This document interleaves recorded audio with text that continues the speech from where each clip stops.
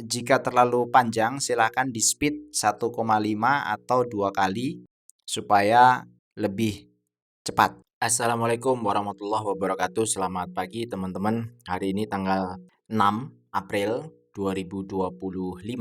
Saya akan coba bahas LPPF ya, sesuai dengan requestnya Bang Nyoman. Karena LPPF sudah rilis laporan 2024 yang full. Nah, sekalian aja kita bahas dari situ. Penjualan turun sedikit ya, dari 12,5 triliun di 2023 menjadi 12,3 T di 2024. Kalau dilihat di sini ada biaya poin, jadi sebenarnya ini ada expand atau promo-promo yang dikeluarkan mungkin ya. Di 2024 sekitar 9,4 miliar.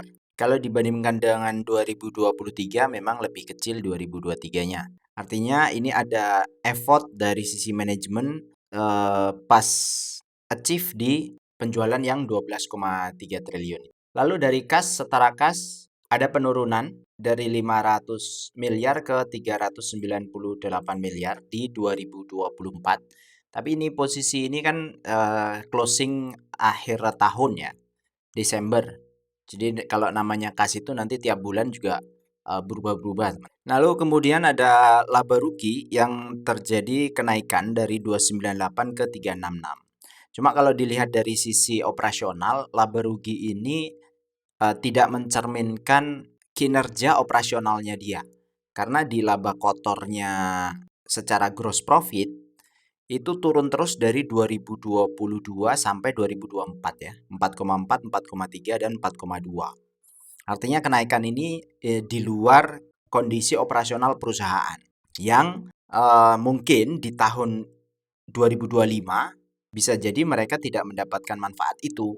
Terus dari sisi inventory juga mengalami penurunan, jadi turun terus dari 2022, 23 ke 24. Kenapa ini saya bahas? Karena LPPF itu termasuk retail yang secara penjualan itu ada inventory di dalamnya. Nah, kalau inventorinya turun, kemungkinan stok persediaan di outletnya juga ikut turun. Atau ada outlet-outlet yang ditutup.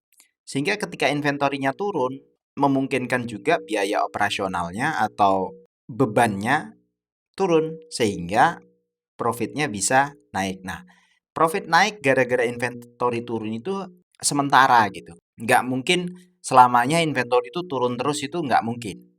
Sehingga ada titik tertentu, kalau ini terjadi terus-menerus, ini bisa kita perlu waspadai. Terus ini dari laporan direksi juga men-setup ya. Ini saya kasih poin-poin penting aja di laporan ini.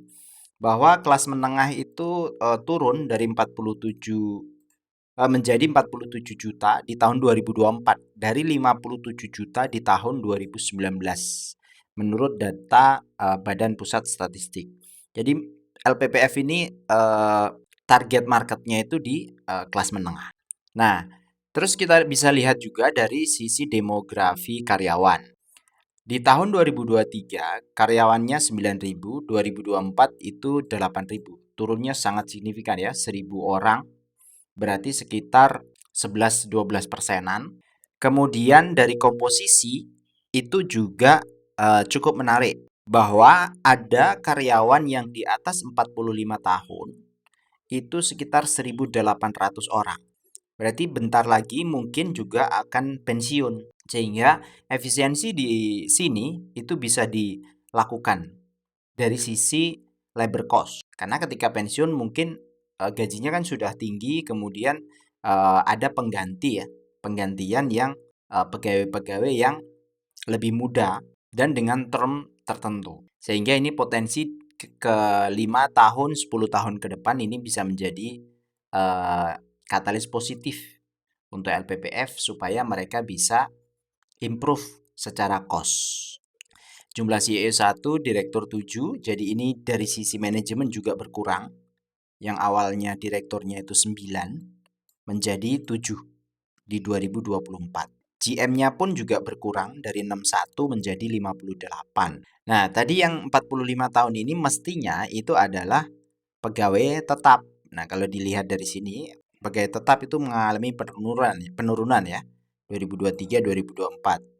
Kontrak pun juga sama, 2023 2024 mengalami penurunan, tapi kalau kontrak itu posisinya cost-nya sebenarnya sama-sama aja.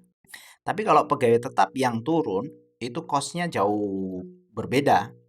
Karena ketika ini pensiun diganti menjadi pegawai kontrak itu cost-nya jauh sekali. Terus pemegang sahamnya ini ada Aurik Digital Retail, ini 42%, ini berarti yang punya komisarisnya. Nah, di sini juga ada laporan terkait dengan pemegang saham lokal, asing, dan individu lokal. Nah, kalau dilihat kita cermati di asing itu ada penurunan ya, dari 61% ke 58%. Jadi ini dibuangnya ke retail. Ini makanya mungkin retailnya bertambah nih dari 12.900 ke 14.000. Sedangkan institusi asing ya, lembaga asing ini mengalami penurunan dari 160 institusi ke 146. Jadi retail-retail banyak yang nampung.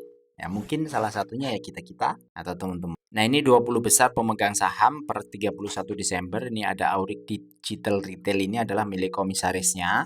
Kemudian Multipolar, Cahaya Investama, Philips Security, Vanguard, dan lain-lain ya.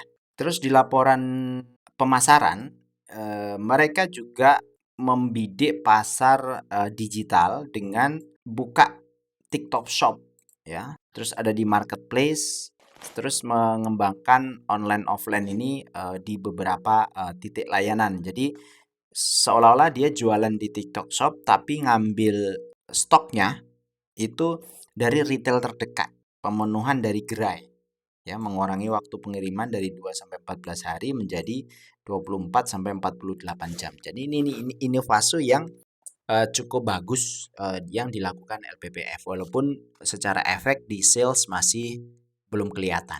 Dari sisi penjualan di base area ini juga mengalami penurunan semua kecuali Kalimantan, Sulawesi, dan Maluku.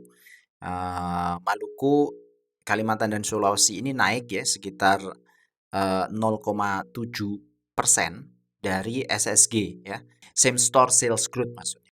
Tapi selain Kalimantan, Sulawesi, Maluku semuanya turun, baik di Jawa, Sumatera maupun lain. Terus dari sisi manajemen kita juga bisa melihat kehati-hatian manajemen. Itu dari pinjaman bank yang awalnya ada 550 miliar, ini dikurangi menjadi 0. Sehingga risikonya mungkin juga akan lebih turun. Nah, kalau lihat secara overall di sisi liabilitas memang turun semua. Dan kas bersih tadi yang ada penurunan, itu juga salah satunya adalah dipakai untuk pembayaran pinjaman ya, sesuai dengan laporan sehingga mempengaruhi dari sisi debt equity ratio yang awalnya 190 kali di 2023 menjadi 14,8 kali di 2024. Jadi ini secara overall cukup bagus untuk sisi kesehatan perusahaan. Walaupun debt equity ratio yang 14,8 ini masih tinggi karena sekitar 1.400%. Kan pengennya DER itu di bawah 2. Nah, dari semua laporan tadi kita masuk ke kebijakan dividen. Dividen rasio pembayaran dividen minimal ini di 50% dari laba bersih. Ini juga masih confirm karena dividen itu kemungkinan di 2025 ini atau untuk dividen 2024 mereka mengusulkan 80-an persen payout rasionya atau sekitar Rp300 per lembar saham. Nanti kita akan lihat di akhir ya. Terus dari sisi perkembangan gerai, Jabodetabek ini yang achieve cuma satu di Aeon Mall. Itu yang ada di Delta Mas. Kemudian di Jawa tidak ada, dia menambah. Di luar Jawa juga tidak ada. Total dari targetnya 4 ke 1. Justru malah banyak yang ditutup. Nah, dari sisi direksi, jabatannya memang baru mulai di 2024. Jadi 3 tahunan, 2024 sampai 2027. Saya tidak terlalu banyak mengenal sepak terjang direksinya. Tapi kalau lihat profil-profilnya memang ini komisaris direksi itu ada yang muda-muda 40, 47 tahun itu bagus ya. Dan profil-profilnya itu kebanyakan malah di luar bisnis ini. Kayak komisaris itu pendidikannya malah dokter karena dia sebagai pemegang saham dan orang Singapura. Terus kegiatan-kegiatan direksinya juga dicantumkan di sini. Ini laporannya lengkap sebenarnya di LPPF. Ada banyak rapat-rapat penutupan gerai. Jadi ini opening yang Delta Mas. Kemudian tapi ada penutupan gerai di City Mall Cilegon, Ciwok Kawanua, di Goa, Serpong, Bekasi, Simpang 5, Ketapang. Ini bahkan Desember ini 2 Desember itu City Mall Ketapang ada ditutup juga. Jadi banyak efisiensi-efisiensi yang ada di situ. Terus ini intermezzo, ada gaji direksi juga disampaikan ya di sini ya. Remunerasinya menerima sekitar 47 miliar.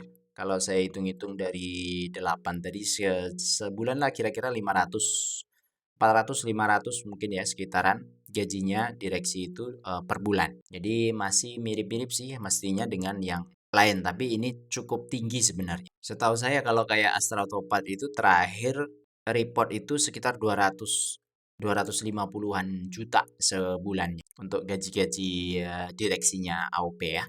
Terus ini disampaikan juga ada beberapa pelanggaran karyawan tahun 2024. Ini banyak yang di PHK ada 25, kemudian di SP 31 teguran. Ini kenapa saya sampaikan? Kalau mereka mereportkan hal-hal yang seperti ini berarti sebenarnya secara manajemen itu serius untuk menegakkan aturan-aturan good corporate governance ya.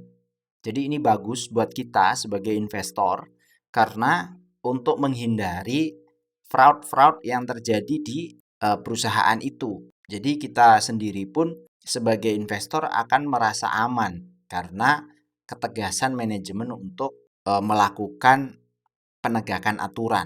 Bahkan ini ada yang manajerial dan lebih tinggi, 29 orang itu yang kena tegur. Kemudian di bawah level manajerial ada 64 orang. Kasus-kasusnya banyak. Di sini ada konflik kepentingan, pencurian barang, manipulasi transaksi penjualan, diskon tidak sesuai dengan promosi, diantisipasi pelecehan seksual, makan.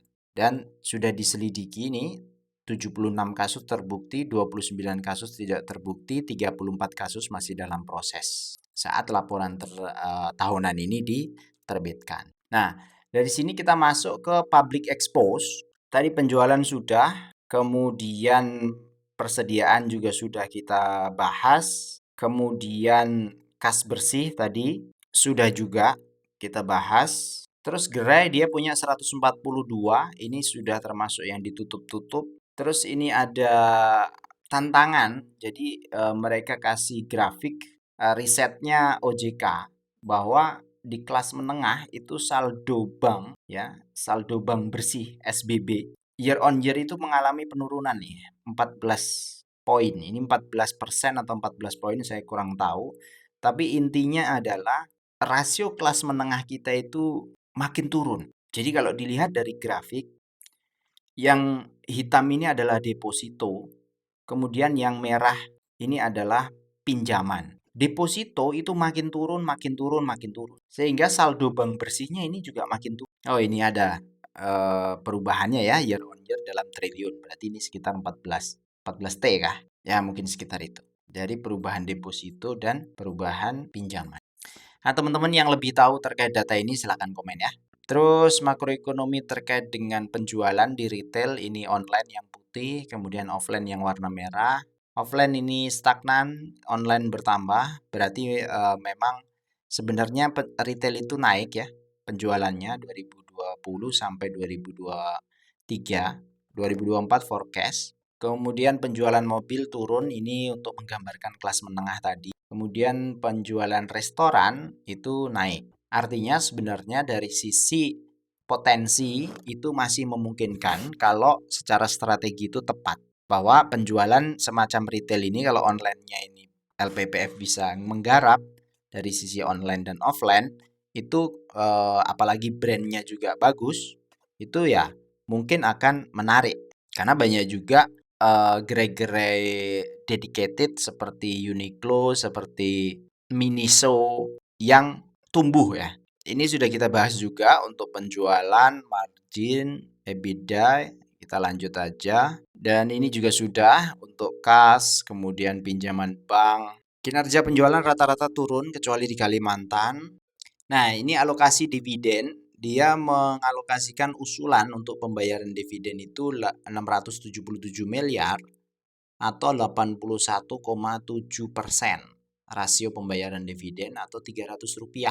Nah, terus ada beberapa perkembangan di 2024 ini. Mereka ada merek baru namanya ZES. Di akhir tahun 2024 ini ada 56 toko. Suko. Nah, ini persediaan stok itu juga di iniin ya. Saya kemarin sempat mampir itu di salah satu gerai matahari. Mau cari ikat pinggang kebetulan ke sana gitu. Ternyata nggak ada stok. Mungkin itu salah satu yang diturunkan secara stoknya ya oleh mereka. Jadi diseleksi mana yang fast moving, mana yang slow moving. Yang slow moving mungkin di removal, dijual murah, kemudian tidak di stok ulang. Sedangkan yang fast moving itu yang mereka coba setup, fokus ke sana. Nah, ini tahun lalu dia nutup 13 gerai, lumayan ya. Hampir 10% nih kalau 140 gerai. Kemudian ada merek-merek baru yang bergabung atau ini juga merek lama ya, ini konsinyasi. Ini prioritasnya di 2025 mereka bikin brand baru namanya Zest. Jadi ini mungkin yang akan dipakai untuk bersaing dengan Uniqlo ya. Ini ada Suko juga, Suko dan Zest. Nah, ini persis ya seperti Uniqlo.